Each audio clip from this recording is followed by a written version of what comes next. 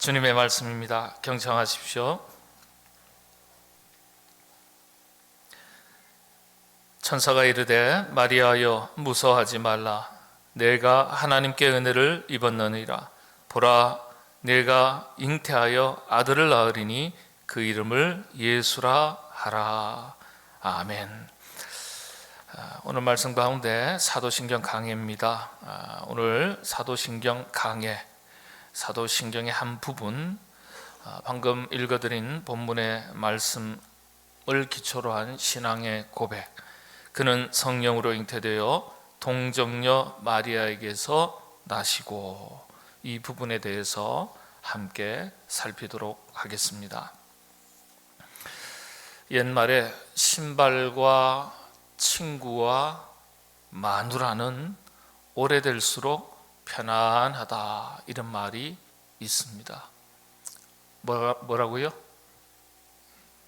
신발과 마누라 수준을 신발로 내리는 것은 아니고요. 마누라는 우리 한국 고유한 순수한 한국말이죠. 만두라, 마주보고 눕는 사람, 그런 뜻에서 만두라에서 나온 순수 한국말입니다. 마주보고 눕는 사람이라는 게 아내라는 거죠. 신발과 친구와 마누라는 오래될수록 편안하다. 사람들은 익숙해진 것에 대해서 편안함을 느낍니다. 그렇죠. 편안하다는 말은 익숙해졌다는 말과 다름이 없습니다. 근데 이걸 신앙에 적용하면요, 신앙생활이 그래야 됩니다. 오랜 세월 신앙생활을 하게 되면 예배가 익숙해져야 되고 자연스러워져야 돼요. 말씀과 기도 생활이 낯설지 않아야 돼요. 익숙해져야 됩니다. 불편하지 않다는 뜻이에요. 신앙과 생활이, 삶이 서로 달라서 불편한 것이 없어야 된다는 거예요. 신앙 따로, 생활 따로, 이게 아니에요. 그런데 왜 우리는 오랜 세월이 흘러도 예배 생활이 습관화가 되지 않을까요? 왜 편안한 것으로 느껴지지 않을까요? 왜 의지를 가지고 힘을 내야만, 그렇게 감당해야만 유지가 될 수 있는 것이 신앙생활, 예배 생활이 되어야 됩니까?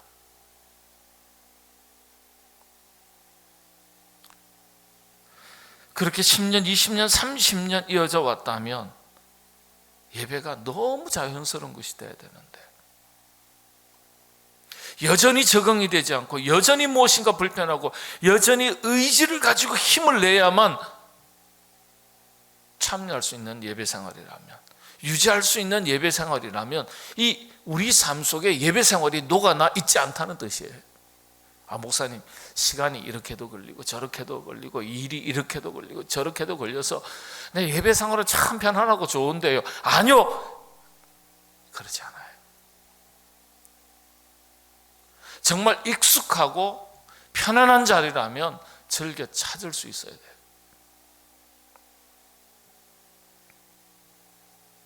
그런데 그렇지 않은 것 같습니다. 그렇게 신앙생활에, 예배생활 여러 가지를 해왔지만은 수십 년의 세월이 흘렀어도, 아니 10년 정도 세월이 흘렀어도 세상의 수많은 일들은 익숙해지는데 신앙생활이 그렇게 익숙해지지 않아요. 교회 일이 여전히 낯설어요. 교회 여러 가지 활동들이 여전히 부담스러워요. 왜 습관화가 되지 않을까? 왜 우리 삶 속에 녹아나서 익숙한 것이 되지 못할까? 어떤 것이든지 간에 습관화가 되면 편안해집니다. 습관이 되면. 의식하지 않아도 돼요. 습관은요. 코 고는 습관요, 본인은 코 골아도 해요. 전혀 불편하지 않아요. 코 골 때 남들이 힘들지. 고약한 습관, 좋은 습관이든 좋지 않은 습관이든 습관이 하나 몸에 배이면요, 몸에 배인 습관은요, 자기 자신은 그 불편함을 잘 몰라요. 습관의 또 하나의 단점은요, 알아도 고치지 못한다는 뜻이에요. 왜냐? 우리 몸에 너무 익숙해져 있기 때문에. 녹아나 있기 때문에. 여러분, 몸에 익숙하다는 것이 뭘까요? 몸에 배인다는 것이 뭘까요? 어떤 관점에서 보면 그게 능력이 될 수 있습니다. 그게 힘이 될 수 있어요.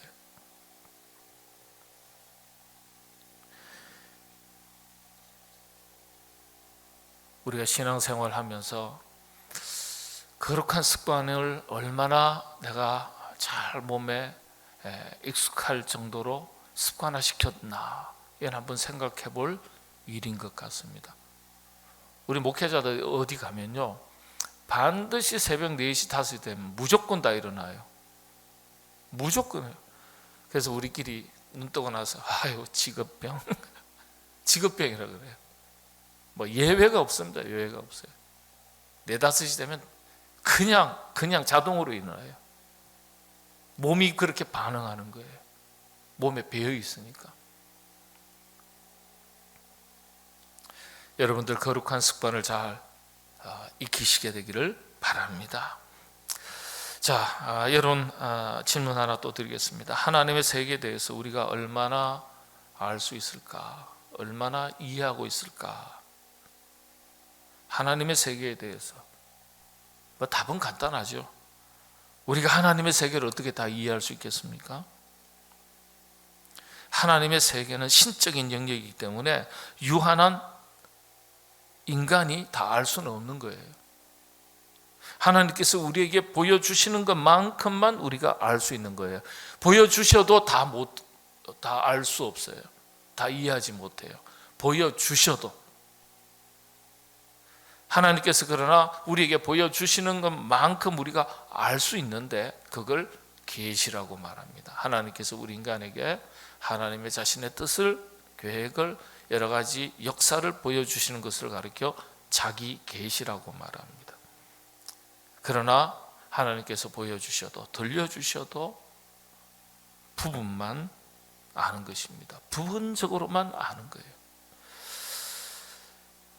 우리가 하나님의 세계에 대해서, 하나님의 뜻에 대해서, 계획에 대해서 상당한 많은 부분들을 알게 된다면 신앙생활이 훨씬 지평선이 넓어질 것 같아요. 지평이 넓어질 것 같아요.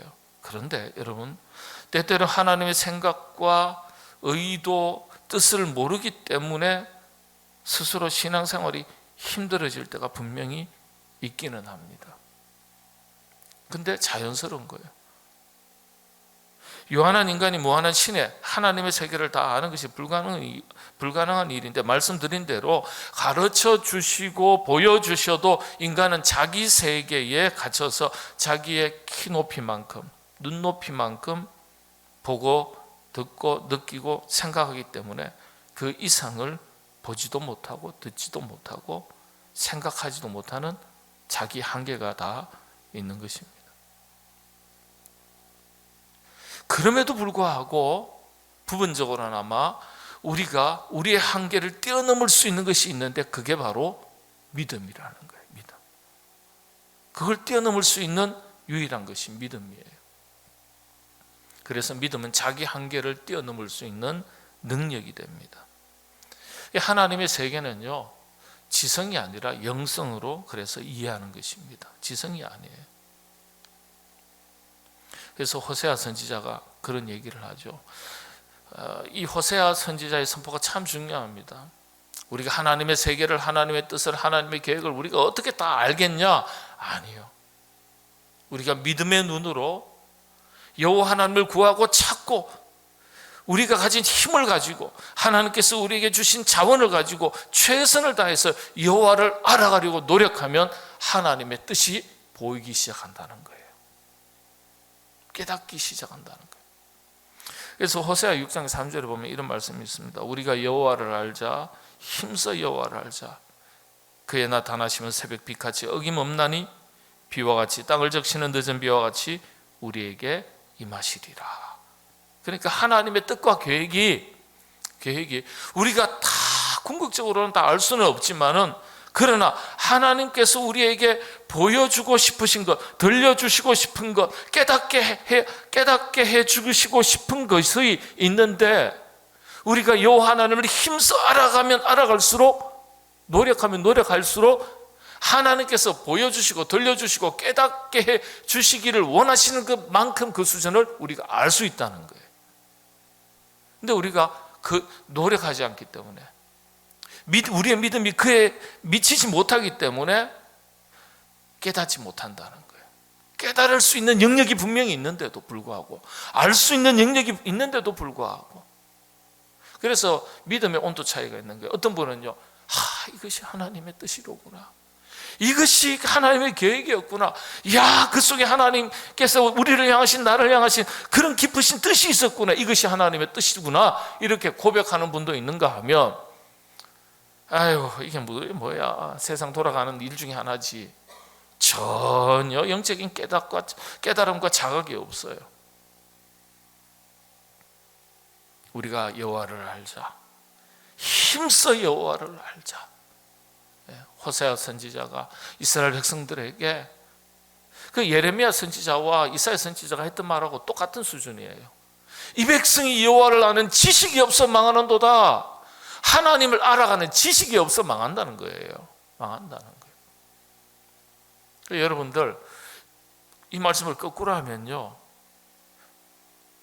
여호와를 아는 지식이 있는 만큼, 하나님을 알아가는 것만큼, 아는 만큼, 뜻을 깨닫는 만큼 뭐가 된다는 거예요?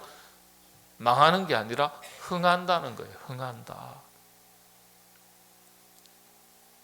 그러니까 하나님의 세계에 대해서 우리가 알아가려고 욕심을 가져야 돼요. 욕심을. 그런 욕심을 품고 살아가시게 되기를 바랍니다. 자, 오늘 본문을 보면요, 우리가 생각할 것이 있습니다. 하나님의 세계와 인간의 두 세계가 교차하는 내용입니다. 그는, 예수님은 성령으로 잉태되어 동정녀 마리아에게서 나시고, 우리가 사도신경 고백의 문장 중에 한 문장이죠. 그 내용 백그라운드가 누가복음서 1장 30절 31절 예수님의 탄생 이야기 속에 녹아나 있는 부분에 대한 신앙 고백입니다. 그렇죠? 자, 우리가 생각할 때요, 그는 성령으로 잉태되어 동정녀 마리아에게서 나시고 그랬어요. 한번 생각해 보시죠. 예수님께서 동정녀 마리아에게서 나시고 사람이 사람에게서 태어나는 것, 여러분들 이해하실 수 있습니까? 없습니까?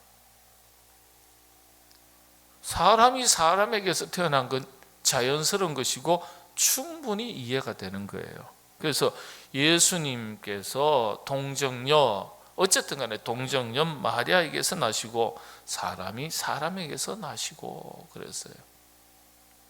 아니, 어떻게 남자를 알지 못하는 아가씨가 임신을 합니까? 그렇게 얘기할 수도 있겠지만은, 우리가 몰라서 그렇지 남자를 알았을 거야, 이렇게 얘기할 수도 있는 거예요. 어쨌든 간에 사람이 사람을 낳는 건 우리의 이성으로 충분히 납득이 가는 거예요. 이건 이해되는 영역이에요. 자, 그런데 이 한 구절 속에 우리가 이해할 수 있는 영역과 이해할 수 없는 영역이 동시에 고백이 됩니다. 보세요. 그는 성령으로 잉태되어 동정녀 마리아에게서 나시고 그랬는데, 이해가 어떤 부분이 이해가 안 되죠? 성령으로 잉태가 되었다. 마리아에게서 났다는, 예수님께서 마리아에게서 났다는 것은 이해가 되는데, 예수님께서 성령으로 잉태되었다. 이해가 되시나요? 안 되시나요? 물론 지금 우리가 믿음의 눈으로 보니까 다 이해가 된다고 말하지만은, 일반적인 사람의 눈으로 볼 때는 어떻게 사람이 뱃속에 아기가 생기는데 성령으로 아기가 생길 수 있냐? 성령님하고 뭐 결혼했나?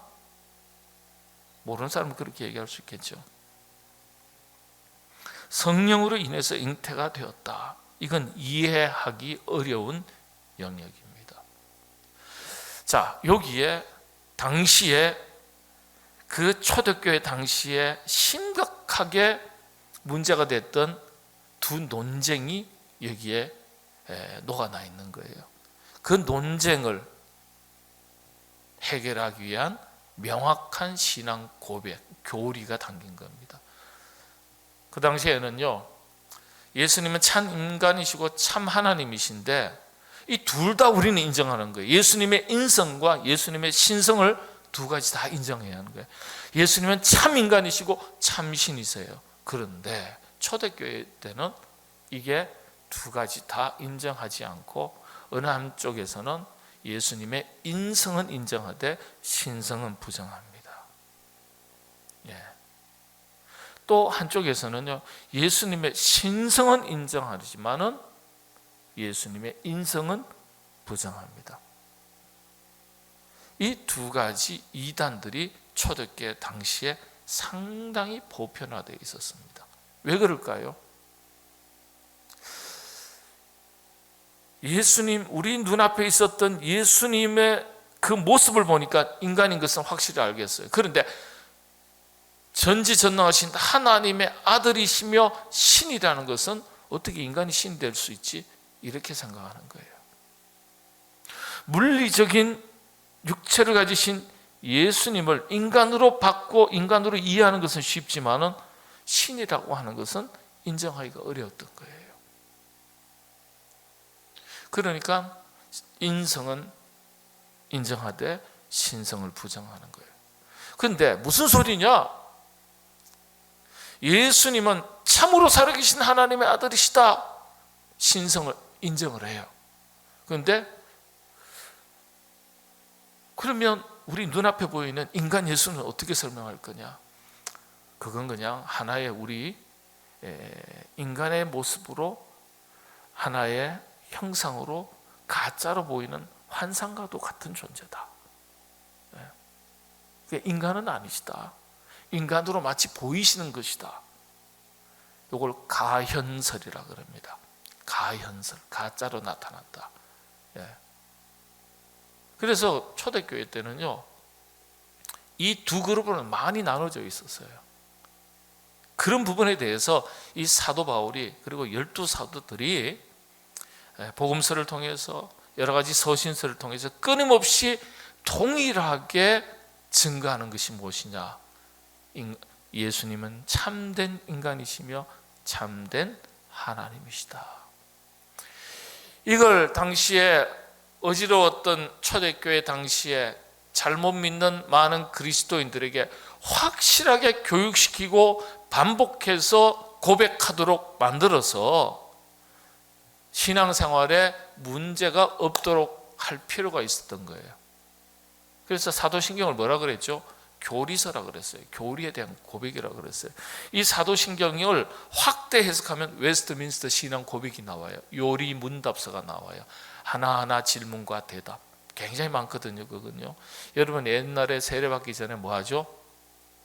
문답하잖아요. 문답. 그거 다 요리문답, 웨스트민스터 신앙 고백을 가지고 다 세례교육 받는 거예요.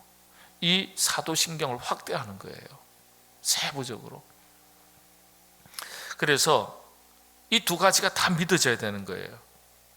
예수님은 성령으로 잉태되셨던 분이시다. 신성을 인정하는 거죠. 그리고 동정녀 마리아에게서 나셨다. 인성을 인정하는 겁니다. 그래서 요 한 줄의 고백이요, 초대교회 당시에 약 한 150년, 200년 동안 휩쓸었던 그 영지주의, 그노시스 학파, 가현설, 그 당시에 예수님의 인성을 부정하고 신성을 인정하고, 신성을 부정하고 인성을 막 인정했던 그 당시에 크나큰 논쟁들을 한꺼번에 싹 정리하는 그런 위대한 신앙 고백의 문구입니다. 지금 이 신앙 고백은 개혁교회, 그리고 로만 가톨릭, 그리스 정교회, 러시아 정교회, 이탈리아 정교회 할 것 없이 이 땅의 모든 기독교는 공히 같은 고백을 하고 있습니다. 여기에서 벗어나면 무조건 이단입니다. 무조건 이단이에요. 오늘 말씀드린 것 딱딱한 표현이지만, 딱딱한 내용이지만은 굉장히 중요한 것이 담겨져 있어요. 이해할 수 없는 하나님의 세계와 충분히 이해할 수 있는 인간의 세계, 두 세계가 교차하는 내용이에요. 다시 말씀드리면 이해할 수 있는 부분과 우리 인간이 이해하지 못하는 부분과 함께 공존하는 내용입니다.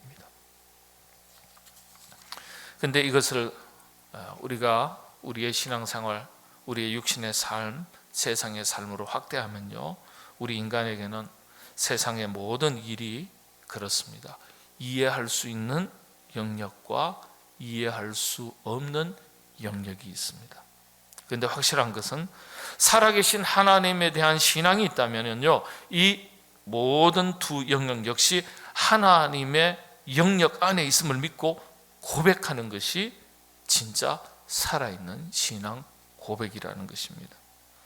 믿을 만한 것은 이해가 되어서 믿고 도저히 이해할 수 없는 영역은 그냥 묻어두는 방식이 아니라 단지 내가 알 수 없고 이해하지 못하는 영역이 있음을 이해하고 하나님의 뜻이 있음을 믿는 방식을 말하는 겁니다. 이건 전적으로 하나님을 신뢰하는, 이 신뢰를 바탕으로 하는 믿음이에요.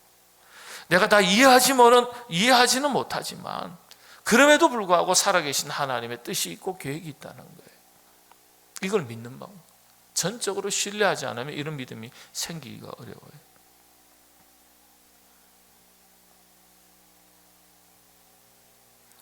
우리가 살아가는 동안에 그렇습니다.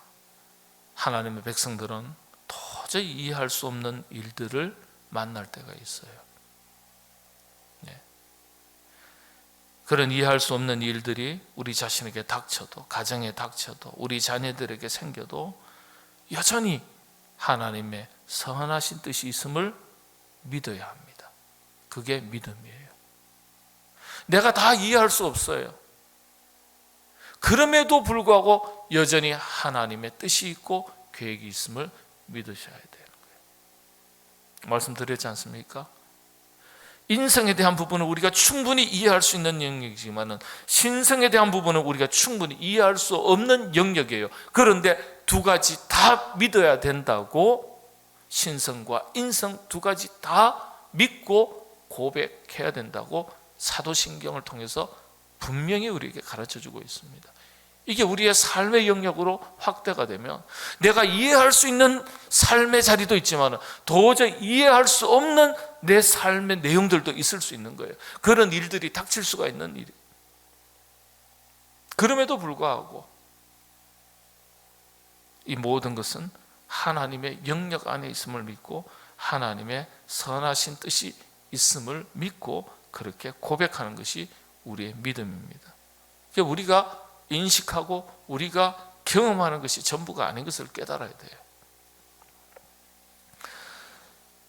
이런 말씀이 이사야서 55장 6절에서 9절이 있습니다. 6절에서 9절까지 말씀을 읽고 마치도록 하겠습니다.